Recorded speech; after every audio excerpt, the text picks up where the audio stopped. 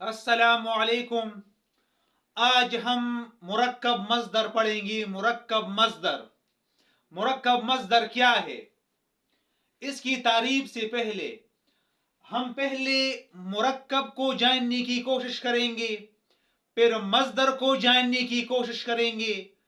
उसके बाद आप मुरक्कब मज़दर को जान जाएंगे कि मुरक्कब मज़दर क्या होता है। मुरक्कब एक होता है मुफरद, एक, और एक होता है मुरक्कब यानी दो या दो से ज्यादा अल्फाज का मजमुआ, ये मुरक्कब है। और एक है इस्म मज़दर। इस्म मज़दर क्या है? इस्म मज़दर वो इस्म है जो काम की मानी तो देता हो मगर उसमें कोई जमाना ना पाया जाए।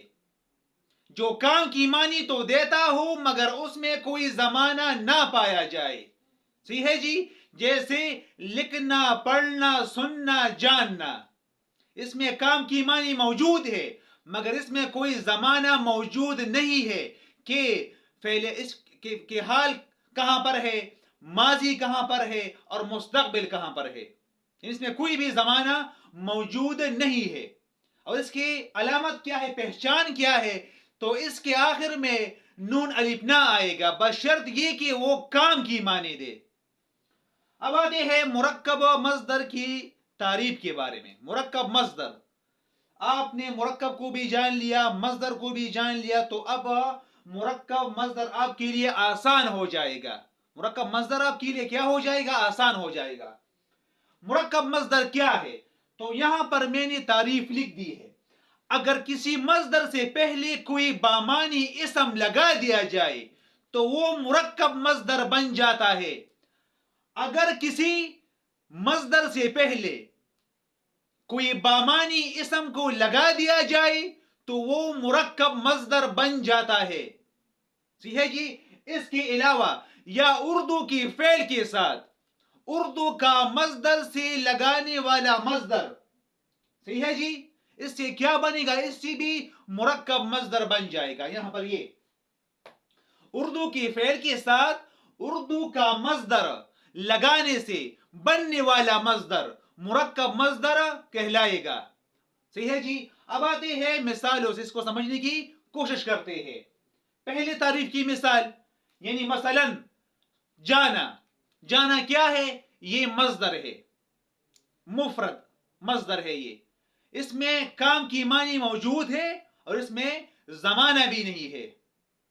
काम की मानी मौजूद है मगर इसमें कोई जमाना नहीं, और आखिर में नून अलिफ ना भी है, मज़दर की अलामत भी है, तो ये मुफरद मज़दर है। इससे आगे अगर हम इसम को लगा दें, स्कूल, स्कूल इसम है, स्कूल जाना, तो फिर ये मुफरद से मुरक्कब बन जाएगा।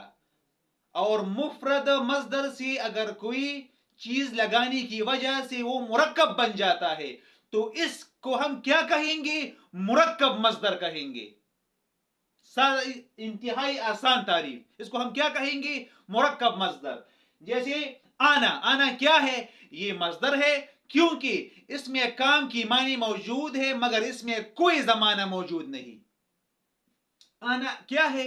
ये बिल्कुल मुफरद है। इससे आगे हमने इसम को लगा दिया, घर। घर इसम है तो यहां पर क्या बना? मुरक्कब बन गया। मुफरद मज़दर से यहां पर क्या बना? मुरक्कब बना। तो यहां पर अगर हम इसम को लगा दे तो घर आना बन जाएगा, तो ये मुरक्कब हो जाएगा। तो इससे क्या बन जाएगा? मुरक्कब मज़दर। अब आती है इस तारीफ पर। जी है जी, मैंने आपसे कहा या उर्दू की फेल के साथ उर्दू का मज़दर लगाने से बनने वाला मज़दर क्या कहलाएगा? वो भी मुरक्कब मज़दर कहलाएगा।